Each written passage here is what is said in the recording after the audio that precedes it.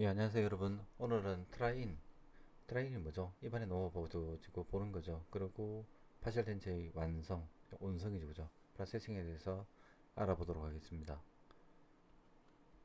예, 임상 과정을 보면 트라인은 즉 환자가 보철물을 보는 거죠.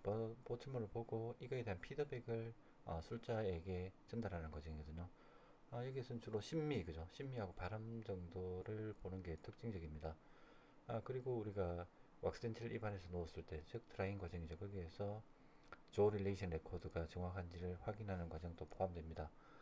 CR로 유도해 보는 거죠. CR로 유도해 가지고 덴처가 미끌리지 않는지, 예. COCR 디스크레펀시. 요즘은 COCR 디스크레펀시를 안 하고 COMI 디스크레펀시라고 합니다만, 여하튼 저희가 슬라이딩이 있는지 없는지를 확인하는 것까지 포함합니다. 신비적인 트라인에서 보면은 환자가 우리가 웩스로 되어 있기 때문에 지나친 그런 바이팅 폴스, 꽉 무는 힘을 주면 안 되거든요. 그렇게 한 상태에서 봐야 되고요. 그리고 환자는 살짝 다무는 상태에서 우리가 인터피어런스가 있는지 없는지를 관찰해야 됩니다. 그리고 치과 의사는 환자의 앞쪽에서 봐야 되는 게 중요하거든요. 환자 앞쪽에서 봄으로써 립 플리스라든지 입이 그죠 두툼한 거라든지, 안 그러면은 우리 환자의 미드 페이셜하고 센트럴 인사이즈의 중간이 맞는지를 잘 볼 수 있거든요. 그렇기 때문에 항상 환자의 앞쪽에서 보는 게 좋습니다. 그리고 환자의 립 스포트, 전치부가 들어가면 립 스포트를 봐야 되겠죠. 그리고 만약에 전치부가 우리가 6개월 정도 이상이 미싱되면은 제일 처음에 덴처 베이스, 즉 덴처, 전치부에 덴처가 들어가게 되면은 우리가 이상 감각을 느낄 수 있거든요. 풀리스, 입술이 두꺼워지는 그런 느낌을 들 수 있기 때문에 어느 정도 환자분한테 그거는 미리 말씀드려야 되고요. 그 센트럴 인사이즈가 립이 릴렉스 됐을 때 센트럴 인사이즈가 살짝 보이는 게 좋다고 합니다. 그리고 우리가 립을 살짝 위로 올렸을 때 그 잇몸의 모양이 징지발 컨투어가 덴처 베이스 징지발 컨투어가 너무 도드라지면 안 된다는 거죠. 자연스럽게 보이는 게 좋습니다. 그렇기 때문에 너무 하이 팔리싱 하지 않고요. 조금 펄리싱의 정도를 좀 낮추는 게 좋습니다. 이 환자 같은 경우에 케네디 클래스 2 마디원이죠. 특히 전치부가 포함되어 있기 때문에 입안에서 환자분에게 웩스 렌처를 놓고 환자분의 평가하는 그런 과정이 꼭 필요합니다. 이게 바로 트라인이죠. 만약에 엔티리어 인텐츄럴 스페이스가 치아의 그런 드리프팅 때문에 줄어들었을 경우는 치아의 수를 줄이는 게 아니라 치아를 로테이션 식이나 오버랩을 시켜가지고 치아를 배열해야 됩니다. 이렇게 함으로써 심리적인 결과를 얻을 수 있고요. 만약에 다이아스테마 이덴츄럴 스페이스가 너무 크다면 다이아스테마를 줄 수도 있습니다. 환자분에 따라서 다이아스테마가 자연스럽게 느끼는 분들이 계시거든요. 그리고 정상적인 호리존탈하고 버티컬 오브랩을 줌으로써 어, 보다 심미적으로 할 수 있고요. 그리고 치아의 미드라인하고 미드 페이셜하고의 그런 수직적으로 만나야 심미적으로 됩니다. 그리고 투스 쉐이드도 얼굴 색하고도 비슷하게 맞춰주는 게 좋다고 얘기를 하고 있고요. 그리고 환자가 미러를 보는 게 좋거든요. 미러를 보는데 월 미러, 그러니까 벽에 걸린 거울이죠, 그죠? 벽에 걸린 거울이 좀 더 좋다고 합니다. 핸드 미러보다. 그리고 환자가 이 모든 치료 과정, 그러니까 오토라인 과정에서 환자가 만족할 때까지 이 좌우의 치료가 진행되면 안 된다고 합니다. 왜냐면 이렇게 심리적으로 만족하지 못한 상황에서 완성하면 안 되겠죠. 환자의 미드페이스, 미드라인, 얼굴의 미드라인이죠, 그죠? 미드라인하고 치아의 미드라인하고 수직적으로 일치하는 게 훨씬 더 신빙입니다. 그리고 인터퓨필러 라인, 즉 동공간선하고 인살젤 엣지 라인, 이게 평행을 이루어야지 심미적입니다. 앞쪽에서 봤을 때 이 라인을 꼭 확인해야 됩니다. 세 번째로 악관 관계, 조 릴레이션의 베리피케이션, 확인이죠. 확인인데 조 릴레이션은 특히 수직적인 조 릴레이션, 저 버티컬한 조 릴레이션, 즉 버티컬 디멘전이죠. 호리존탈 조 릴레이션도 있습니다. 호리존탈 조 릴레이션은 바로 우리가 CR이라든지 ICP라든지 그런 걸 말하는 게 호리존탈 조 릴레이션이죠. 이거의 조 릴레이션을 해야 되는 그런 적응증이라고 할까요? 적응증은 뭐냐면은 우리가 조릴레이션 레코드, 웩스 림상에서죠. 마운팅을 할 때 우리가 조릴레이션이 잘 되는지 안 되는지 의구심이 들 때, 그리고 마운팅이 잘 됐는지 안 됐는지 확인하는 과정이죠.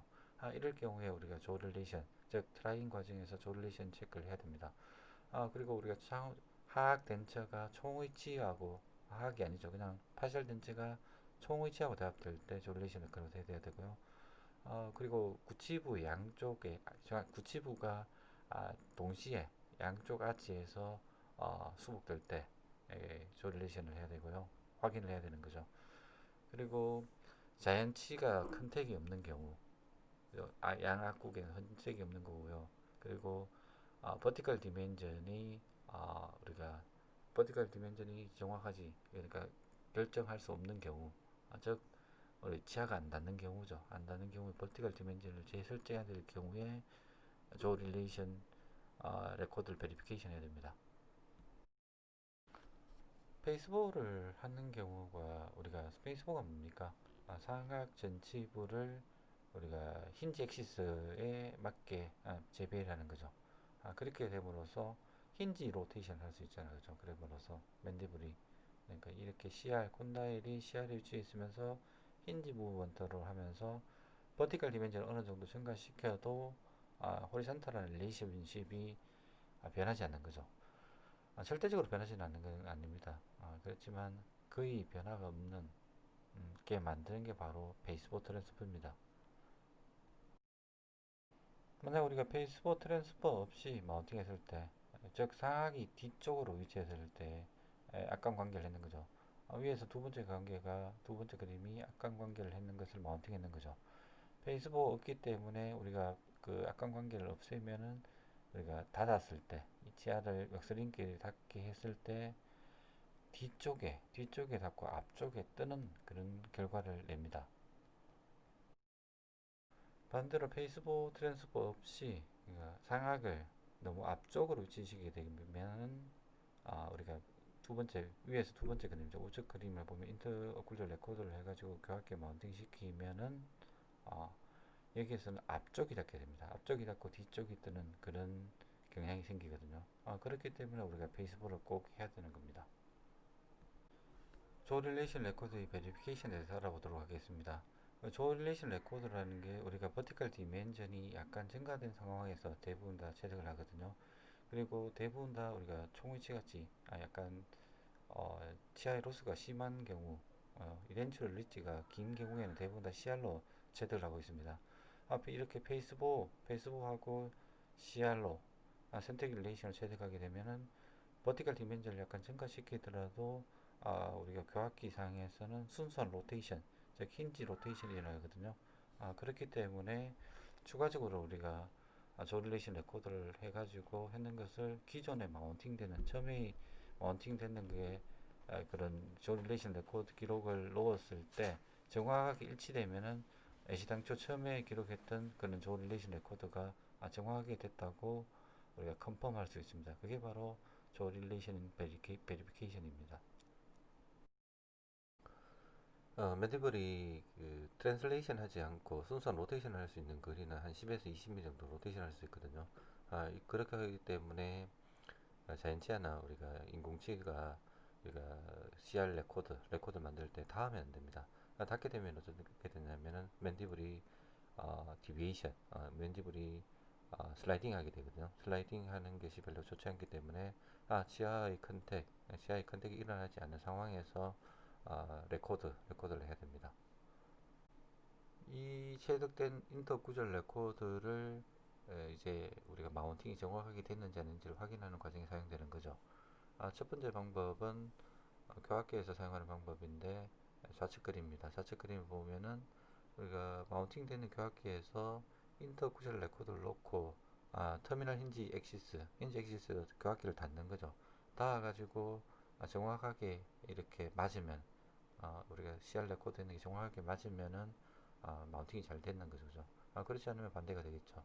두 번째 방법은 뒤쪽에 있는 콘다일 엘리먼트하고 하우징 사이에 우리가 나사를 썸으로 풀어가지고 콘다일 엘리먼트 자유롭게 움직이게 하는 거죠. 이렇게 인터 구절 레코드를 아래 우려 치아가 밖에 이렇게 놓은 상황에서 콘다일 하우징하고 엘리먼트 사이에 간격이 있는지를 보는 거죠. 만약에 하우징하고 엘리먼트 사이에 간격이 없으면은 우리가 CR 레코드가 잘 됐고 교환 마운팅이 잘 되는 겁니다. 반면에 그 사이에 거리가 있다, 즉 콜달 엘리먼트가 앞쪽으로 움직였다고 하면은 그것은 CR 레코드가, 즉 마운팅이 둘 중에 하나가 잘못됐다고 판단할 수 있습니다. 만약 오리지널 마운팅이 정확하게 베리피케이션 됐다, 즉 두 번째 우리가 체득했던 그런 교합 인기가 정확하다면은 이제 술자는 계속 진행하면 되겠죠. 그렇지 않고 만약에 오리지널 마운팅이 베리피케이션 되지 않을 때, 확인 교합이 정확하다는 것이 확인되지 않았을 때는 저희가 우리가 CR 레코드를 한 번 더 체득해야 된다고 합니다. 그렇게 다시 체득된 그런 CR 레코드가 또 오리지널 마운팅에서도 적당하지 않다면은 우리가 술자는 이제 새롭게 했던 그런 레코드를 사용해 가지고 다시 마운팅을 해야 됩니다. 다음 방법으로는 직접적으로 입안에서 보는 겁니다. 웩스텐치를 입안에서 놓고 CR로 유도하는 거죠. CR로 유도해 가지고 교합이 CR이 잘 맞는지를 확인하는 거죠. 여기서 미끌림이 있으면은 이것은 우리가 CR 레코드가 잘못됐다, 그렇게 판단하는 것이 있죠. 두 번째 방법은 이제 환자가 웩스텐처 치아가 배열되는 것을 입안에 한 3에서 한 5분 정도 끼게 만들고요. 환자의 발음하고 심미를 그런 판단하는 그런 과정을 거칩니다. 두 가지 방법이 있죠. 첫 번째는 교합기에서 CR 레코드, 즉 인터 구절 레코드를 통해서 확인하는 방법. 두 번째는 입안에서 직접 웩스렌즈로 들어간 상황에서 저희가 CR을 유도해보고 거기에서 레코드가 잘못됐는지 안 됐는지를 확인할 수 있습니다. 임상 케이스를 보면은 이렇게 상하계는 종이치죠. 상하계는 종이치고 하하계는 게네틱 클래스 1 RPD입니다. 이렇게 제작된 상태를 우리가 웩스덴처라고 상태라고 하죠. 이렇게 마운팅된 이런 상태를 입안에서 우리가 확인하는 거죠. 치아빌된 사진이죠. 측면에서 봐도 우리가 교합평면이 레트럴 패드의 한 3분의 2 정도 그렇게 배열되는 것을 볼 수 있죠. 하하계는 얼터드 캐스트 임프레션을 제되겠죠, 그죠? 상하계는 종이치인 상태입니다. 이 상태를 입안에서 누워보는 거죠. 입안에 누워보고 저희가 이거는 비주얼 오브저베이션이겠죠, 그죠? 비주얼 오브저베이션으로서 CR이 정확하게 있는지를 확인하는 과정입니다. 여기서 CR을 유도해가지고 그 슬라이딩, 디플렉션, 맨디블 디플렉션 있는지 없는지를 확인하고 환자가 거울로 봤을 때 괜찮은지, 그리고 저희가 술자가 또 앞쪽에서 봤을 때 음, 미드 페이스하고 센트럴 인사이즈의 미드 라인하고 일치하는지, 그리고 인터 퓨필러 라인하고 전치부의 그런 라인이 평행한지를 확인해야 됩니다. 그리고 우리 오른쪽 그림은 제가 그 마킹이 있죠. 마킹 보라색입니까? 보라색 그 마킹이 있는데 그 부위가 바로 바이브레이팅 라인입니다. 덴체의 끝은 바로 바이브레이팅 라인이죠. 바이브레이팅 라인이고 양쪽 끝은 하물라 나치의 끝을 연결하는 거죠. 그런 덴체의 끝을 확인하는 그런 과정입니다. 그 다음 과정이 바로 웩싱입니다. 웩싱하고 인베스팅, 파셜 덴체의 메모리 과정이죠. 제일 처음에 웩싱에 대해서 알아보도록 하겠습니다. 이 패스튜닝이라고도 하기도 하는데, 패스튜닝은 잇몸 모양을 만드는 거죠. 이것은 리텐션, 유지하고 스테빌리티, 안정에 도움을 주는 그런 역할도 합니다. 일반적으로 컴플리트 덴체 사용하는 그런 방법하고 똑같습니다. 차이는 메탈 프레임워크 있잖아요, 그죠? 그러니까 메탈 프레임워크하고 만나는 부위가 조금 다른 거죠. 물론 그죠, 심리적으로, 그리고 셀프 클렌징, 자정작용이 일어나도록 그렇게 징지발 컨투어를 해야 되고요. 징지발 컨투어의 그런 높이에 대해서 피셔가 제한한 방법이 있습니다. 레터럴 인사이즈보다는 센트럴 인사이즈가 잇몸이 더 높고, 센트럴 인사이즈보다는 캐나인 더 높고, 캐나인보다는 프리몰러가 좀 더 하이트가 조금 징지발 컨투어가 좀 더 높은 그런 형식을 제안했거든요. 그게 바로 징지발 컨투어 중에서도 피쉬가 제안한 그런 방법입니다. 저희가 웩센치에서 보면은 지금 어떻죠? 센트럴 인사이즈가 레터럴 인사이즈보다는 약간 더 높죠. 여기서는 캐나인하고 센트럴 인사이즈가 거의 높이가 똑같죠, 그죠? 캐나인을 약간 더 높게 하는 게 좀 더 심미적이라고요. 프리몰라가 물론 캐나인보다 좀 더 높게 하는 것도 심미적이라고 하는데 그 프리몰라 쪽으로 가면은 그렇게 잘 보이지 않기 때문에 한 이 정도로 해도 뭐 괜찮은 것 같습니다. 버칼의 하악의 버칼 쪽에는 우리가 슬라이트 벌지를 줘야 된다고 하거든요. 음, 포스티리어 투스의 그 징지발 마진 바로 밑에 이렇게 약간 튀어나오게 함으로써 좌측 밑에 그림입니다. 이게 세컨드 푸드 테이블의 역할을 한다고 하거든요.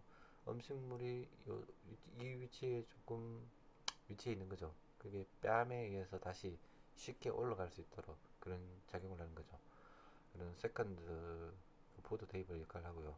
두 번째는 오른쪽 그림입니다. 그 밑이죠. 바로 지금 말씀드렸던 세컨드 푸드 테이블의 밑에는 약간 큰 캐버티, 그죠? 큰 캐버티가 있는데 요거는 이렇게 뺨이 이렇게 놓이도록 됨으로써 유지에, 그죠? 머시네이트 머스라고 치기 놓이게 됨으로써 유지에 도움을 줄 수 있는 그런 형태로 세컨드리 컨캐버티를 형성해야 됩니다. 보통 저희가 보도의 두께를 생각해 보면 한 2mm 정도 된다고 얘기를 하거든요. 물론 사람마다 다릅니다. 아, 저 크랙티드 캐스트 임프레션이 만들어지지 않으면은 크랙트 캐스트를 만들면 어떻게 되냐면 그 저희가 크랙트 캐스트 임프레션 알죠? 우리 메탈 프레임워크가 제작되고 그게 다시 조그만 뒤쪽에 트레이를 만들고 임프레션 제작하는 방법이죠. 이렇게 하면 좀 2mm보다 조금 더 얇아지는 그런 경향이 나타나옵니다. 왜냐하면 혀가 더 자유롭게 잘 움직일 수 있으니까 그렇거든요. 그리고 맨디블의 포스리어 덴처 베이스, 링골 쪽으로 들어가는 포스리어 덴처 베이스는 큰 캐버트를 줘야 된다고 하거든요. 이 큰 캐버트를 줌으로써 마우스 플로어의 그런 조직, 혀 같죠? 혀나 이런 마우스 플로어의 조직이 거기에 놓이게 됩니다. 놓이게 됨으로써 덴처의 디스플레이스먼트를 저항하게 되는 거죠. 디프러스 디스플레이스먼트에 저항하게 되는 그런 능력을 갖게 됨으로써 유지에 도움을 주는 거예요. 유지와 안정에 도움을 줍니다. 그리고 대부분의 임프레션은 제가 말씀드렸죠. 임프레션이 제작된 그 두께로 계속 만들어야 된다고요. 하지만 우리가 피니싱하고 팔리싱 때, 우리가 얇게 해야 될 부위가 있거든요. 그 부위 중에서 한 부위가 맥시리 덴처 베이스의 디스오버칼 프렌지. 디스오버칼 프렌지는 우리가 코로노이드 프로세서하고 닿는 부위거든요. 이 부위는 얇게 좀 해주는 게 좋습니다. 두 번째는 덴처 베이스의 디스토링구얼 익스텐전을 얇게 해야 되는 거죠. 이 부위가 혀에 많이 닿을 수 있거든요. 이 부위는 얇게 해줘도 됩니다. 이 두 부위가 사실은 총위치에서는 얇게 해주면 안 되거든요. 그렇지만 우리가 클래스 1 RPD, RPD 같은 경우에는 어떻습니까? 유지는 주로 다이렉트 리테인을 썼잖아요, 그죠? 그렇기 때문에 이런 코로노이드 프로세스나 혀에 방해되는 부위를 얇게 할 수 있습니다. 제가 방금까지 웩싱에 대해서 얘기하고 있습니다. 물론 웩싱의 결과가 이렇게 덴처 베이스가 프로세싱 되는 거죠. 이 프로세싱 하는 결과를 보면은 오른쪽에 보면 그죠? 그 링구얼 컨캐비티가 있죠. 이렇게 함으로써 오랄 티슈, 이쪽에 있는 오랄 티슈가 놓이게 되는 거죠. 놓이게 됨으로써 덴처의 안정, 유지에 도움을 줄 수 있습니다. 자, 웩싱의 그런 단계를 보면은 저희가 일단 아티피셜 투스가 제자리에 펌하게 있어야 됩니다. 펌하게 있는 위치에서 우리가 패스닝을 해야 되거든요. 예, 하는 방법은 베이스 플레이트 왁스를 이렇게 띠 모양으로 스몰 피스라고 했죠, 그죠? 여기 사진에 보면은 한 1cm 정도의 그런 폭을 가진 띠로 해가지고 저희가 붙이거든요. 붙이는데 이것을 열을 주는 거죠. 열을 줘가지고 붙입니다. 붙이는데 치아의 어느 정도 징지발 서비칼 부위를 포함해서 그다고 덴처의 리지 쪽에 웩스를 붙이는 거죠. 이렇게 함으로써 얻는 장점은 웩스를 녹여가지고 일일이 붙이는 것보다 컨트롤하기 쉽습니다. 그리고 정확하게 위치시키기가 좋거든요. 그리고 히트 너무 센 열이 가지 않기 때문에 치아가 움직이는 것을 줄여줄 수 있습니다. 이렇게 띠 모양으로 저희가 붙이죠. 붙이고 난 뒤에 저희가 확인해야 될 게 덴처보드 베이스의 그런 두께가 최소한 한 2mm 정도가 되도록 만들어줘야 되고요. 투 스포츠 세그먼트 이게 마디피케이션 에어리어겠죠. 이 부위는 징집의 징집을 마진해서 한 5mm 정도 밑에까지 형성해 주고요. 러퍼컬하고 링구얼에는 우리가 큰 캐버티랑 컨벡시티를 줘야 됩니다. 그리고 좀 RPD의 독특한 면이죠. 덴처 베이스하고 메탈 프레임워크가 만나는 부위인데 여기는 언더컷이 형성돼야 된다고 이야기를 하고 있습니다. 특히 우리가 익스터널 피니싱 라인에 그렇습니다. 이 웩스를 약간 익스터널 피니싱 라인이 약간 덥도록 해주거든요. 이렇게 덥도록 하는 이유는 피니싱 할때 아직 그 덴처 레진이 부족하지 않게 하기 위해는 그죠. 그리고 징지발 폼은 우리가 푸드 파티클이 그 인트랩트먼트 끼는 것을 방지해야 되고요. 그렇게 해야 되고 환자의 나이에 맞게 잇몸을 좀 형성해 주는 게 중요하거든요. 왜냐하면 환자는 쭉 틀니를 끼는 대부분 환자는 6, 70대 뭐 빠르면 50대도 될 수 있지만 징지발 리세싱 되는 경우가 많거든요. 그렇기 때문에 패스트링 할 때 서비컬이 좀 치아가 많이 서비컬 부위가 많이 드러나도록 하는 게 좋습니다. 그리고 웩스 서피스를 피니싱 앤 팔리싱을 해야 됩니다. 그리고 마지막으로 우리가 이렇게 패스트링 즉 웩싱을 함으로써 잇몸을 웩싱함으로써 교합이 변했는지 안 변했는지를 꼭 확인해야 됩니다. 저희 실습 모형입니다. 실습 모형에서 웩싱이 어떻게 됐는지 징지발 패스트링이 어떻게 됐는지를 살펴보도록 하겠습니다. 좌측 사진을 보면은 우리가 익스터널 피니싱 라인 알바의 그 어프로칭 하면서 그죠? 그거까지 딱 했죠. 그래서 약간 오버되는 게 좋다고 얘기했죠, 그죠? 오버돼가지고 피니싱 시에 일치하게 그렇게 했고요. 오른쪽 그리면 제가 라인을 두 개를 꺼놨죠. 인접치의 징지발 포션에서 한 5mm 정도 밑에까지 밑에 초록색 라인까지 사실은 해주면 됩니다. 해주면 되는데 좀 더 길게 됐죠. 이런 투수 세그멘트에서는 인접 징지발 마진에서 한 5mm까지만 하시기 바랍니다. 디스토링구알 쪽입니다. 디스토링구알 쪽에 약간 큰 캐버트가 보이죠. 40번 되죠. 40번대 6번, 7번에 큰 캐버트를 형성해 줌으로써 링구얼 쪽에 있는 티슈가 놓이게 됨으로써 저항 및 유지에 도움을 줄 수 있다고 얘기하고 있습니다. 다음으로는 그 플라스킹입니다. 플라스킹 하는 과정인데 그를 어떤 방법이냐면 스플릿 몰드 인베스팅이라고 하거든요. 즉 플라스크가 분리되는 거죠. 그게 스플릿한 그런 몰드고 인베스팅 하는 그런 방법이라 가지고 스플릿 몰드 인베스팅이라고 합니다. 이렇게 저희가 인베스팅의 과정을 거치면은 그러니까 웩스를 제거하게 되거든요. 웩스를 열을 줘 가지고 제거를 하게 되죠. 웩스를 제거하고 아크릴 레진을 그 자리에 놓는 거죠. 그 자리에 놓아 가지고 큐링하게 되면은 우리 덴처 완성되는 거죠. 그렇게 몰드가 컴플리트된 몰드는 서켓하고 메탈 프레임이 덴처 플라스크의 로우 파트에 있고요. 어퍼 파트에는 아티피셜 투수만 있게 되는 그런 상황이 되거든요. 그 상황에서 저희가 레진을 놓게 됩니다. 자세한 거는 뒤로 가면서 설명드리도록 하겠습니다. 우리가 인베스팅을 다 하고요. 매몰 다 하고 웩스를 제거하는 후의 상태가 이 상태입니다. 좌측이 로우 파트고요. 오른쪽이 어퍼 파트입니다. 로우 파트에는 마스터 캐스트하고 메탈 프레임워크 있죠. 오른쪽에는 덴처 투수만 있죠. 이 상황에서 저희가 이제 징지바 부위를 우리가 레코드 베이스를 하고 웩스를 일리미네이션 했는 거죠. 그 상황에서 덴처 베이스 레진을 넣고 큐링 시키면은 덴처가 완성되는 겁니다. 이 방법이 바로 스플릿 몰드 테크닉입니다. 프리페어링 플라스크를 준비하는 거죠. 플라스크가 뭡니까? 함이죠. 메모라는 함입니다. 함은 주로 어퍼 파트하고 로우 파트가 있거든요. 이 플라스크를 어셈블리 모아 결합했을 때 락킹이 없어져요. 락킹이란 뭐죠? 삐걱삐걱하는 거죠. 락킹. 락킹이 없어야 되고요. 즉 솔리드한 그런 메탈 투 메탈 컨택이 돼야 됩니다. 그리고 루브리컨트 즉 페트롤리움 젤리 이게 뭐죠? 바셀린입니다. 바셀린 같은 거를 주기적으로 안쪽으로 발라줘야 됩니다. 발라줌으로써 산화를 방지하는 거죠. 그리고 안쪽 면에 또 그 플라스틱 인베스먼트 하기 전에 페트럼 젤리 안쪽에 발라줘야 되거든요.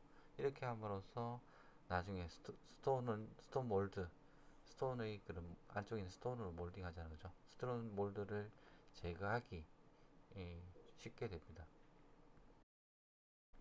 좌측 사진을 보면 플라스크의 상암하고 어퍼파트하고 로우파트가 있습니다. 여기에 안쪽에 페트롤리움 젤리를 발라줘야 되는 거죠. 오른쪽 그림은 캐스트입니다. 캐스트를 메모할 수 있는 캐스트인데 그 내면 바닥 부위를 이거는 집슨 세퍼레이팅 미디움입니다. 섞고 분리제죠. 섞고 물리제를 발라줍니다. 인베스트먼트 과정을 살펴보도록 하겠습니다. 펄스 인베스트먼트 레이어. 인베스트먼트의 제일 첫 번째 과정이죠. 그러니까 스톤하고 플라스터 인베스트먼트 두 가지가 있는데, 스톤은 뭡니까? 우리가 하드 스톤을 말하는 거죠. 플라스터는 저희가 말하는 석고로 하는 그런 방법이 있는데, 스톤 인베스트먼트가 물론 좀 더 정확하겠지만 좀 과정이 복잡하고요. 그리고 제거할 때 좀 힘든 그런 경향이 있습니다.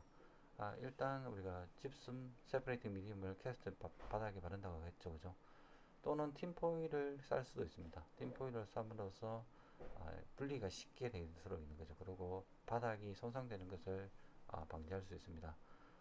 반대로 우리가 페트롤리움 젤리를 스톤 캐스트의 바닥에 바르는 경우도 있는데, 여기는 이런 페트롤리움 젤리를 캐스트 바닥에 바르는 것을 하지 말라고 하죠.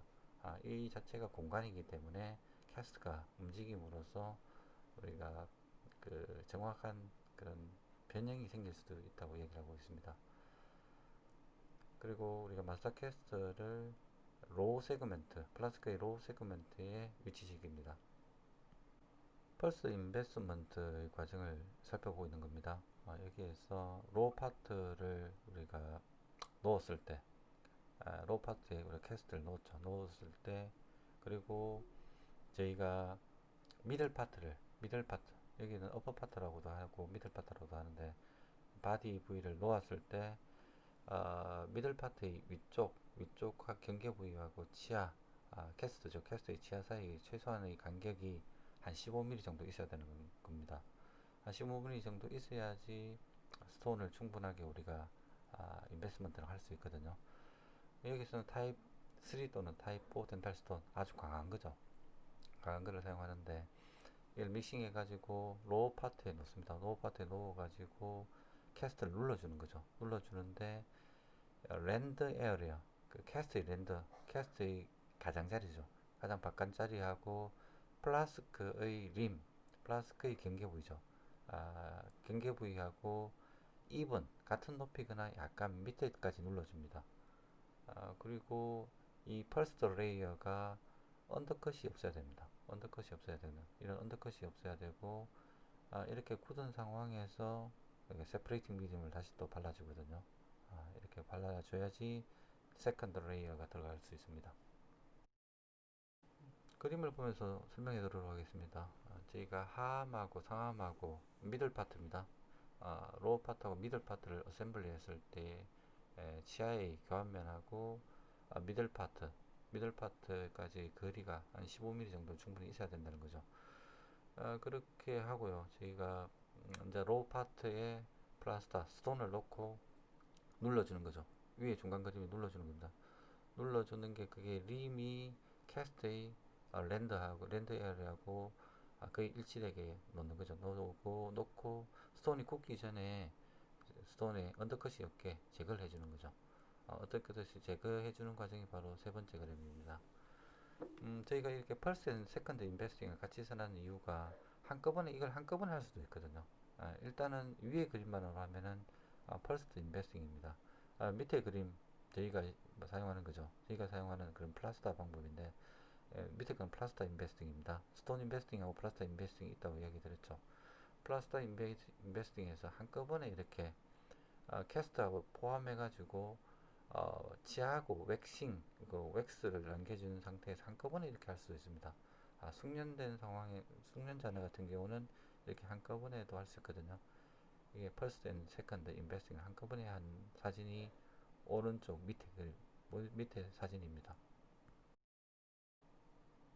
이렇게 굽고 세퍼레이팅 미디움을 바르는 거죠. 스톤 캐스트가 분리가 잘 되도록 세퍼레이팅 미디움을 발라주는 그런 과정입니다.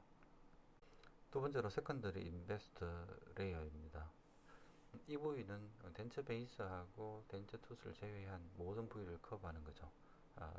마찬가지입니다. 항상 언더컷이 없어야 되거든요. 언더컷이 없도록 만들어야 되고, 어퍼 파트, 세컨드리 인베스트먼트가 하고 플라스크의 탑 사이에 최소한 7mm 정도가 있어야 되거든요. 그렇게 함으로써 인베스트먼트의 두께가 충분해야지 그 프레싱 하는 동안에 견딜 수 있는 거죠. 이렇게 세컨드 인베스트먼트 하고도 바로 집섬 세퍼레이팅 미디움을 또 발라야 됩니다. 바르고 라고 서피스 텐션 리두싱 에이전트 라고 웩스가 그 스톤으로 잘 묻도록 하는 거죠. 여기 이것을 웩스 패스트링 하는 부위에 발라줍니다. 이 세컨드 인베스트먼트입니다. 메탈 프레임워크하고 캐스트의 치아를 둘러싸는 거죠. 둘러싸고 두 번째 그림 보면 위에서 두 번째 그림 우측 그림이죠. 치아하고 웩스, 그죠? 웩스를 제외한 모든 부위를 덮는 거죠. 이때 세 번째 그림 그 밑에서 좌측입니다. 그 엣지 부위에 약한 부위가 있거든요. 약한 부위를 깨끗하게 정리하는 거죠. 정리하는 부위고요. 이렇게 굳으면은 또 집섬 세퍼레이팅 미디움을 발라주는 거죠. 아까 앞에서 말씀드렸는데 그 펄스 인베스트먼트와 세컨드 인베스트먼트를 숙련자 같은 경우는 같이 하는 경우도 있습니다. 이거는 플라스터 인베스트입니다. 스톤 인베스트먼트와 좀 다르죠. 플라스터만 되어 있죠. 즉 석고로만 되어 있는데 바깥에 있는 라인 블루에로 하는 게 퍼스트고요. 안쪽에 있는 게 세컨드라고 보면 되죠. 이러한 퍼스트 앤 세컨드 인베스트먼트 같이 하는 경우도 있고요. 이 경우는 같이 했습니다. 굳이 나누자면 바깥쪽 테어들리 부위를 퍼스트 인베스트먼트라고요. 캐스트하고 메탈 프레임워크를 덮는 설책을 세컨드리 인베스트먼트라고 명명하면 될 것 같습니다. 세 번째, 네 번째 인베스트먼트 레이어를 보도록 하겠습니다. 웩스 베이스하고 덴처치아죠. 덴처치아에다가 브러쉬로 손가락으로 합니다. 브러쉬로 어클절 설피스를 바르거든요. 스톤으로 바릅니다. 이렇게 바르고 기다리는 거죠. 이니셜 세팅이 일어난 뒤에 플라스크의 미디움 파트, 어퍼 파트죠. 어퍼 파트를 위치시키고 그 다음에 스톤을 붓습니다. 그 스톤을 부어가지고 그리고 바이브레이팅 하는 거죠. 그럼으로써 그 캐스트를 전체를 다 덮는 거죠. 다 덮게 되고 우리가 굽기 전에 이거 치아를 언커버 하거든요. 언커버 하는 게 인덱스 핑거로 손가락으로 기존에 우리가 그 스톤을 발랐던 그 부위를 쿨저 설피스를 나오게 합니다. 나오게 하고 그렇게 하는 상황에서 저희가 이제 집섬 세퍼레이팅 미디움 굳은 상태죠. 굳은 상태에서 집섬 세퍼레이팅 미디움 다시 바릅니다. 바르고 굳은 상태에서 이제 폴스 인베스트먼트를 다시 붓는 거죠. 다시 붓고 이제 플라스크의 탑 미들 포션의 탑 뚜껑입니다. 뚜껑을 누르는 거죠. 눌러가지고 그 위로 스톤이 나오도록 약간 넘치도록 그렇게 합니다. 그런 상태에서 플라스티크를 1시간 정도 굳게 만드는 거죠. 플라스틱을 굳게 만들고 그 다음에 이제 웩스 일리미네이션 과정으로 넘어가게 됩니다. 그림을 보면서 설명을 드리도록 하겠습니다. 위에 그림입니다. 위에 그림 보면 붓으로 칠하고 있죠. 굴절 설피스를 칠하고 있죠. 이렇게 함으로써 치아가 스톤에 의해서 잘 위치되도록 할 수 있습니다. 이렇게 어느 정도 굳고 난 뒤에 나머지 이제 미들 포션, 플라스틱 미들 포션을 넣고요. 이렇게 스톤을 계속 붓고 있죠. 바이브레이팅 하면서 스톤을 붓고 있고요. 최종적으로 굽기 전에 세 번째 그림입니다. 치아의 교환면이 드러나도록 손가락으로 인덴테이션을 교환면이 드러나도록 만들고요. 이 상황에서 언더컷이 없어야 됩니다. 언더컷이 없도록 만드는 상황에서 굳힙니다. 이렇게 굳은 상황에서 밑에 그림입니다. 밑에 보면 세퍼레이팅 미디움을 다시 바르고 있죠. 그리고 뭐 슬러리 워터로 씻어내죠. 씻어내고 그 다음에 이제 폴스 인베스트먼트를 놓습니다. 놓고 뚜껑을 누르는 거죠. 탑을 눌렀습니다. 눌러가지고 스톤이 조금 나오죠. 나오면은 안에 모든 스톤이 다 찼는 것을 확인할 수 있습니다. 이게 바로 서드하고 폴스 인베스트먼트입니다. 저희 기공실에서는 사실 스톤 인베스트먼트보다는 플라스터 인베스트를 많이 하거든요. 이렇게 한꺼번에 있는 거죠. 한꺼번에 이렇게 치아 부위에는 뭐 엘러선을 살짝 바르고요. 그 다음에 바로 서드하고 폴스를 한꺼번에 하는 거죠. 이게 바로 플라스타 인베스트먼트입니다. 서드 앤 폴스 인베스트먼트고요. 플라스타 인베스트먼트를 하면은 물론 이렇게 플라스트가 좀 약하잖아, 그죠? 스톤에 비해서 약하니까 제가 하기는 쉽지만은 좀 부정확할 수 있겠죠. 왜냐하면 스톤이 약하니까 그런 장단점이 있습니다. 스톤 인베스트먼트와 플라스터 인베스트먼트의 비교를 해보도록 하겠습니다. 스톤 인베스트먼트는 폴스 인베스트먼트에 의해서 스톤 캡이라고 하거든요. 저희가 오리지널맨에 플라스타를 리무브 하고요. 그 위에 폴스 레이어로 스톤 캡을 사용했거든요. 그 스톤 캡은 스톤이니까 플라스타가 아니니까 스톤이니까 치아의 그런 그 콜절 다이렉션으로 움직이는 것을 방지하는 그런 효과가 좋기 때문에 스톤 캡이 스톤 인베스트먼트가 더 좋다고 얘기를 하고 있습니다. 그렇지만 스톤 캡이 또 장점이 있죠. 그렇게 바셀린을 발랐기 때문에 잘 떼지잖아, 그죠?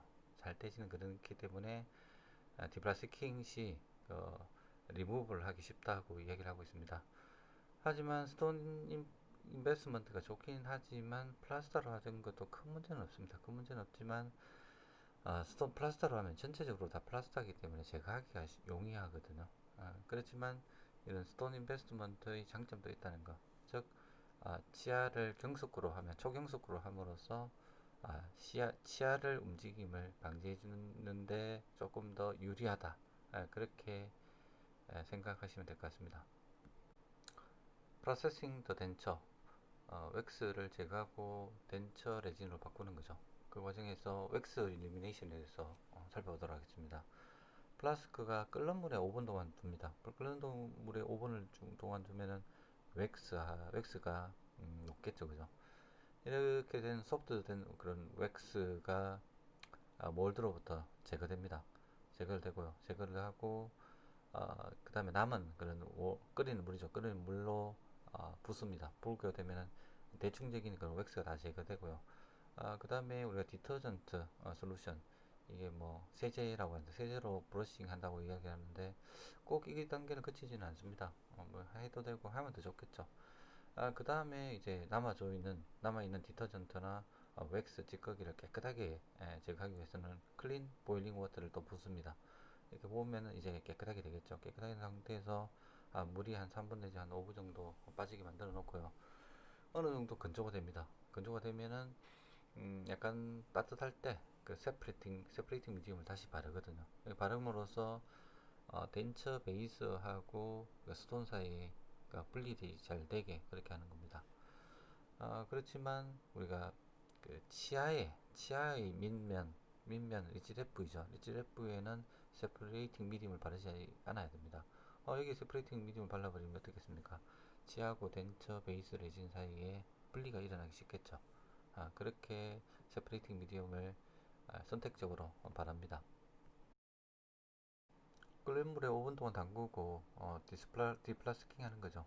여기에서 뭐 블레이드로 살짝 넣어가지고 홈이 있습니다. 홈에서 이렇게 좌우로 제끼면은 이렇게 미들 포션하고 바텀 포션, 로우 포션이 분리되거든요. 분리된 상황에서 레코드 베이스도 약간 녹진하게 되거든요. 녹진하게 된 상태에서 그 레코드 베이스도 제거를 하고 추가적으로 좌측 밑에 보면 남아있는 뜨거운 물로 대충 깨끗하게 하죠. 그리고 밑에 오른쪽에는 뭐 브러쉬로 디터전트 솔루션을 이용해 가지고 깨끗하게 제거를 한다고 이야기를 해놨습니다. 그리고 이제 깨끗한 물로 남아있는 디터전트나 웩스를 깨끗하게 제거하는 거죠. 위에 오른쪽이 깨끗하게 제거된 상태이고요. 이게 따뜻할 때 저희가 이제 레진 세프리팅 미디움을 바르는 거죠. 모든 부위에 바르죠. 모든 부위에 바르는데 치아 밑에는 바르지 않죠. 오른쪽 밑에 그림은 추가적으로 덴처 치아에 언더컷을 주는 겁니다. 언더컷을 줘가지고 덴처 베이스 레진이 언더컷으로 들어가가지고 치아를 보다 더 미케니컬 플러스 케미컬한 그런 리텐션을 덴처 베이스하고 치아 사이에 관계가 이루어지도록 합니다. 여기가 웩스하고 레코드 베이스가 제거된 상태이죠. 여기서 이제 우리가 집슨 세퍼레이팅 미디움을 발랐습니다. 메이저 커넥터 메탈 프레임워크 밑에 즉 마이너 커넥터 밑이요. 마이너 커넥터 밑에 세퍼레이팅 미디엄을 바르고요. 오른쪽에는 치아에는 바르지 않고요. 모든 플라스틱 면에 바르게 됩니다. 그 다음으로 덴처 베이스 레진을 패킹하는데, 패킹이라는 것은 그 레진을 그냥 그 아까 생성된 공간에 넣는 거죠. 그리고 그 전에 레진 스테인, 그 잇몸의 색깔을 스테인하는 거죠. 저는 잇몸의 가는 그 블러드 베슬 그런 형태를 줄 수도 있다고 얘기를 하고 있습니다. 거기서 이게 스프링클 온 메소드로 폴리머하고 모nom을 번갈아 가면서 하는 거죠. 그리고 우리가 얼터드 캐스트 임프레션을 하게 되면은 캐스터 메탈 캐스트하고 마사 캐스트하고 메탈 프레임워크 사이에 공간이 생기죠. 그 공간이 사이면 그 공간에 티슈 스탑을 보충해주는 레진을 넣어야 됩니다. 그렇게 레진을 놓아야지 우리가 렌처 프로세싱, 즉 압력을 주게 되면은 메탈 프레임워크 휘지 않게 되는 거죠. 그를 확인하고 그 다음에 이제 모노머하고 폴리머를 한 3대2, 즉 폴리머 3이죠. 폴리머 3이고 모노머 1 정도로 섞어줍니다. 충분하게 폴리머가 웨팅된 상태에서 도어 스테이지가 되면은 레진을 믹싱자, 그러니까 믹싱의 컵이죠. 믹싱 컵으로부터 분리해가지고 레진을 넣기 시작합니다. 위의 사진이 바로 스테이닝하는 과정입니다. 스테이닝을 색깔별로 있거든요. 그것을 파우더 넣고 모노머 넣음으로써 스프링클 온 메소드죠. 교정과에서 하는 같이 그죠. 그렇게 함으로써 스테이닝을 하고요. 그 다음에 왼쪽 밑에 그림이 바로 티슈 스탑 밑에 오토폴리머라이징 레진을 넣어가지고 메탈 프레임워크의 프로세싱 시에 메탈 프레임워크의 변형을 방지하는 그런 과정이죠. 오른쪽이 바로 이제 모노머하고 폴리머를 섞어서 도우 스테이지가 되었을 때 이제 믹싱 자로부터 레진을 드러내는 그런 사진입니다. 예, 얼트 캐스트 임프레션 했는 경우죠. 이런 경우에는 티슈 스탑이 캐스트로부터 뜨는 경우가 대부분입니다. 이런 경우에 티슈 스탑 부위 밑에 오토 폴리머라이징 레진을 놓는 거죠. 놓고 굳은 상태에서 패킹을 합니다. 그 다음에 레진이 이제 몰드 속으로, 그죠? 아래 위에 몰드 속으로 이제 패킹이 되는데, 가능한 빨리 하는 게 좋다고 얘기를 하고 있습니다. 트라이얼 패킹이라고 하는데, 상하막하고 레진을 패킹하고요. 그 다음에 그 사이에 플라스틱 시트를 놓거든요. 플라스틱 시트를 놓고 눌러줍니다. 눌러주고 마진, 그러니까 우리 캐스트의 덴처 보드의 경계 부위에 플래시라고 레진의 찌꺼기라고 보면 됩니다. 플래시가 있으면은 충분한 레진이 들어가는 거고요. 만약에 플래시가 나타나지 않으면은 레진이 부족한 부위입니다. 레진이 부족한 부위는 레진을 좀 더 충과를 해가지고 다시 트라이얼 패킹하는 거죠. 이렇게 충분하게 플래시가 있으면은 남는 플래시를 제거를 하는 거죠. 스파츌러를 제거를 하고요. 플라스틱 시트를 다시 넣고 다시 트라이얼 패킹 해봅니다. 그래서 플래시가 거의 없을 때 이제 트라이얼 패킹을 이제 끝내고요. 끝내고 난 뒤에 거기에다 모노물을 조금 더 넣고요. 그 다음에 파이널 클로즈를 합니다. 이때 플러스 프레스를 가게 되죠. 이때 최종적인 프레스를 가게 되는데 이 상태에서 1시간 동안 실온에서 방치합니다. 그것을 벤치 큐어라고 하거든요. 이 벤치 큐어링을 시킵니다. 도어 스테이지 레진을 하암에도 넣고요. 그 다음에 상암에도 이렇게 놓는 거죠. 상암에 놓고 이 중간에 플라스틱 시트를 넣어가지고 눌러주는 거죠. 트라이얼 패킹이라고 합니다. 이렇게 되면은 주변에 남는 여분의 그런 레진이 밀려 나오죠. 이 밀려 나오는 게 바로 플래시입니다. 이 플래시를 그러니까 부족하면 레진이 부족한 거죠. 플래시가 안 나오면 그러니까 추가적으로 하고요. 플래시가 이렇게 보드를 따라서 일정하게 다 넘쳐 흐르면은 충분한 양이구나. 그때는 우리가 이제 이 플래시를 제거를 해주는 거죠. 스파츌러를 제거를 하고요. 이렇게 트라이얼 패킹을 몇 번 합니다. 몇 번 하고 이제 이 플래시가 거의 없으면은 우리가 레진 이제 플라스틱 시트를 놓지 않고 모노머를 살짝 추가한 상황에서 두 개를 파이널 클로즈 하는 거죠. 파이널 클로즈 하고 1시간 동안 벤치 큐어 합니다.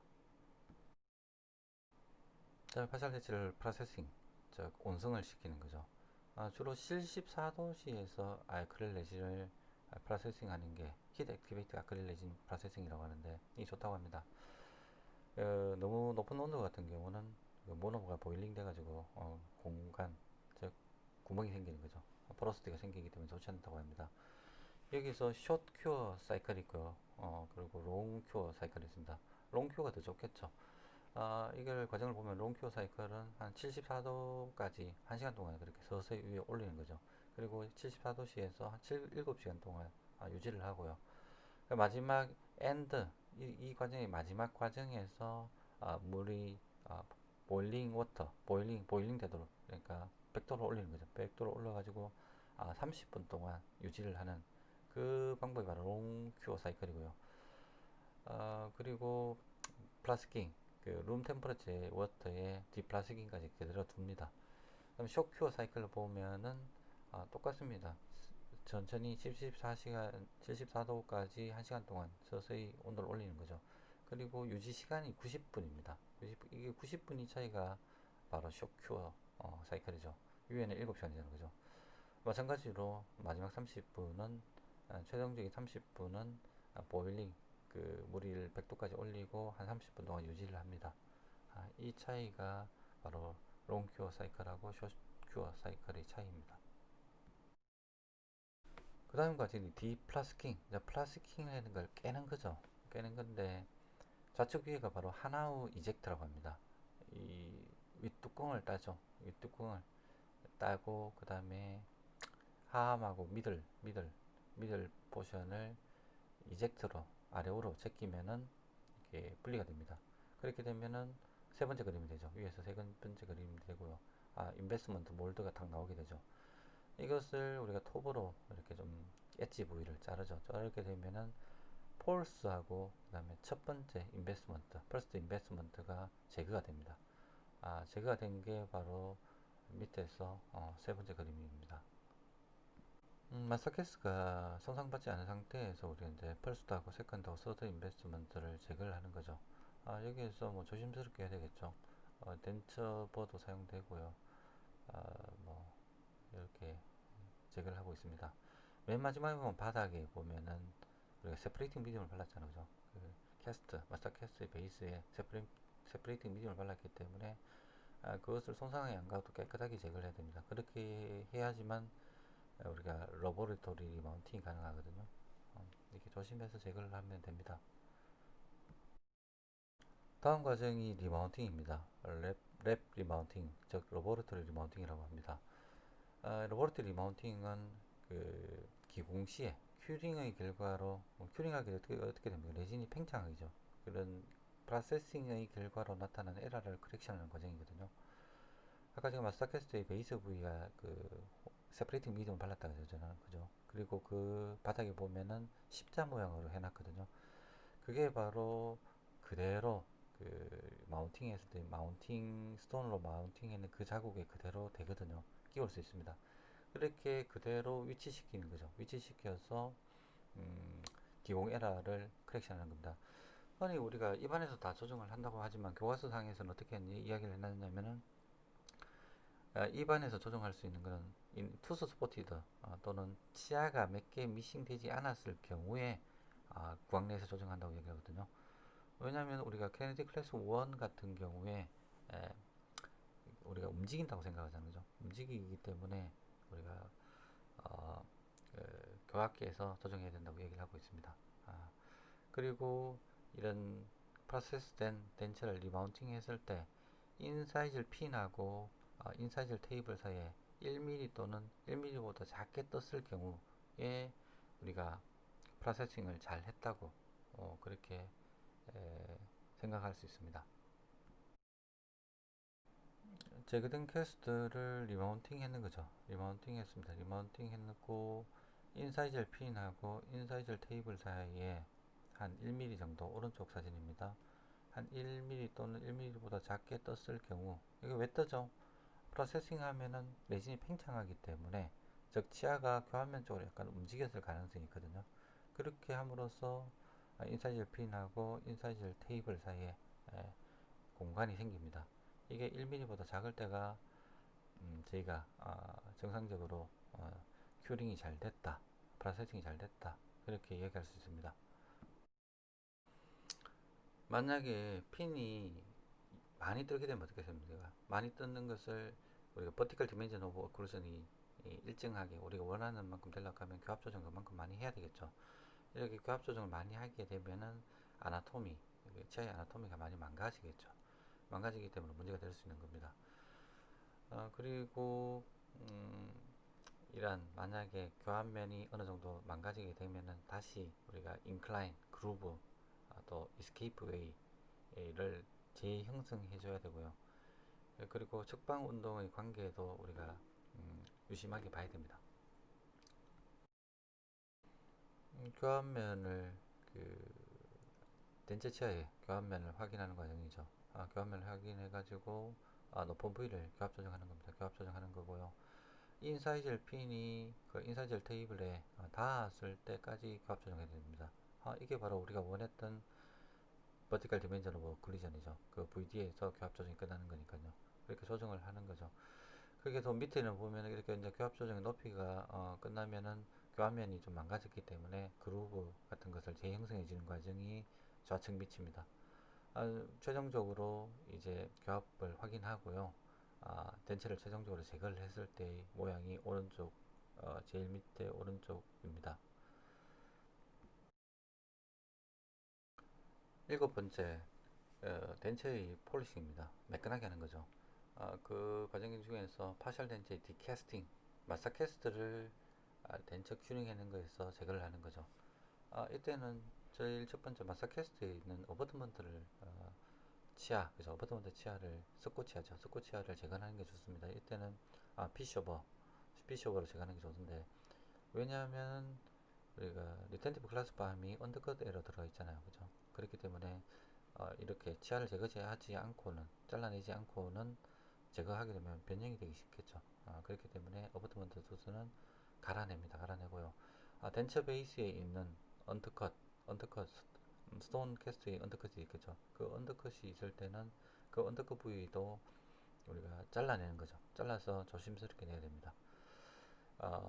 그 변방부 페리메타부터 이누어서 안쪽으로 이렇게 하는 게 좋다고 얘기를 하고 있습니다.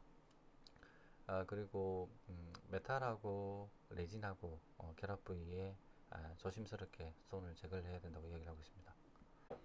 첫 번째가 바로 피셔버로 어버트먼트 투스 스톤 어버트먼트죠. 제거하는 과정이죠. 이렇게 제거함으로써 메탈 프레임워크의 리텐티브한 그런 암이 변형이 을 예방할 수 있죠. 그 베이스입니다. 베이스에서 보면은 우리가 잘라야 될 부분을 순서대로 써놨죠, 그죠? 이렇게 함으로써 언더컷, 덴처 베이스에 있는 에어리에 있는 그런 언더컷에 의한 그 덴처 베이스의 손상을 방지할 수 있습니다. 그리고 마지막으로 우리가 치아하고 덴처 베이스에 그 석고가 있는데 그 석고는 기구, 날카로운 기구로 이렇게 조심스럽게 제거를 해야 된다는 게 가장 오른쪽 그림입니다. 그러면 피니싱 앤드 팔리싱이라고 했는데 이런 외부 익스터널 서피스, 팔리시드 서피스죠. 이런 경우에 사실 웩싱이 잘 됐다 하면은 only 미니멈 피니싱이 조금만 해도 된다는 거죠. 그리고 이렇게 되면은 덴처벌을 사용해가지고 지나치게 컨투링 할 필요가 전혀 없는 거죠. 링구얼 플레인지, 링구얼 쪽에 있는 보드죠. 그건 하이 폴리싱 한다고 얘기하거든요. 하이 폴리싱 하는데 처음에는 웨단 클로스 휠에서 우리가 퓨마이스로 주로 폴리싱을 하게 되고요. 그리고 그 다음에 우리가 드라이한 클로스 휠에 있는 그 레진 폴리싱 컴파운드, 이게 루지죠. 루지로 하이 폴리싱 하게 됩니다. 그리고 덴처 베이스의 페이셜 서피스, 바깥쪽이죠. 바깥쪽엔 지나치게 사실은 폴리싱하게 되면은 그 반짝반짝하면 어떻게 됩니까?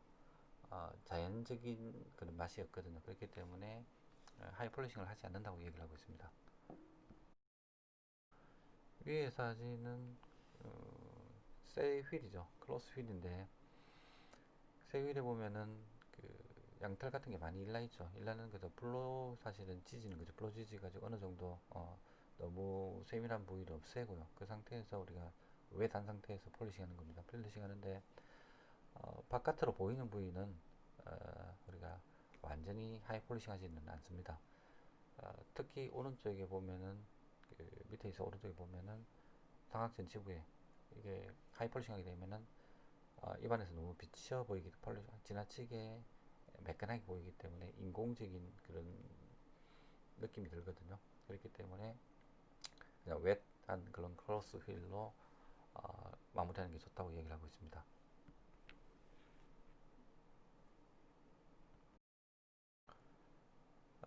보드의 페리페리, 즉 말단 부위죠. 말단 부위를 보면은 플래시, 아까 그 레진을 패킹할 때 플래시 보여드렸죠, 그죠? 플래시나 플래시 같은 게 있을 경우는 제거를 하는 거죠. 제거를 하고 웻휠에서 먼저 하겠다고 했죠. 웻휠에서 퓨마이스를 가지고 페리페리는 퓨마이스로 어, 폴리싱 하는 거죠. 폴리싱하고 특히 맥실러리 디스토버칼 익스텐전 같은 경우는 그렇죠, 그죠?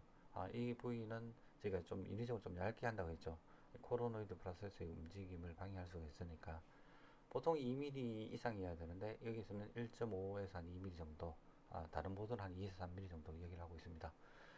그 다음에 마지막으로 우리는 드라이 크로스 휠로 컴파운드를 이용해가지고 폴리싱을 하는 거죠. 여기는 하이 폴리싱이죠. 사진을 보면은 좌측 위의 사진이 상하이 디소버칼 플랜지죠. 이 부위가 코로노이드 프로세스의 운동에 방해가 될 수 있기 때문에 1.5mm에서 2mm 정도로 얇게 해주는 거죠. 얇게 해주고 중간에 그림이 맨디블 디스토링구얼 플랜지입니다. 이 부위도 혀에 방해가 될 수 있기 때문에 조금 얇게 해주는 게 편하다고 합니다. 환자가. 세 번째 그림이 앞쪽으로도 좀 얇게 하는 과정이죠. 그런 과정을 보여주고 있습니다. 마지막으로 레진하고 메탈 또는 레진하고 아티피셜 투스의 인터페이스에 대한 클렌징에 대한 그런 과정입니다. 인터널 피니싱 라인은 절대로 폴리싱하면 안 된다고 얘기를 하고 있습니다.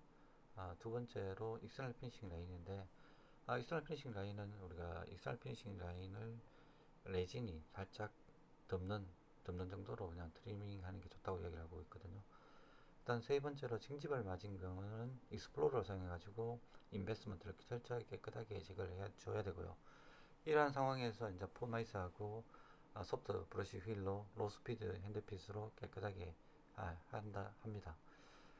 이러한 폴리싱 과정 후에 파셜 덴트는 비누 등으로 깨끗하게 씻는 거죠. 깨끗하게 씻고 그다음에 마지막으로 얼트라 소닉 클리너 컨테이너에 넣어가지고 미세한 썩고 분말 인베스먼트의 파티클을 제거합니다. 좌측 사진이 메이저 커넥터, 즉 익스터널 피싱 라인 위로 약간 레진이 오버된 것을 보여주고요. 여기 버 조인트도 괜찮습니다. 오른쪽 사진은 징지발 크레비스죠. 치아하고 만나보는 부위도 그 인베스먼트를 깨끗하게 제거된 그런 상태를 보여주고 있습니다. 지금까지 보여준 사진이 주로 흑백인데 교과서에 있는 사진입니다. 여기서 교과서라면 스튜어트 폴스 에디션입니다. 여기 사진인데 이 사진을 이용해 제가 설명드렸고요. 칼라가 아니라 가지고 조금 설명도는 떨어집니다만 그래도 이해하는 데는 전혀 무리가 없기 때문에 제가 이 사진을 사용했고요. 수고하셨습니다. 다음에 또 뵙겠습니다.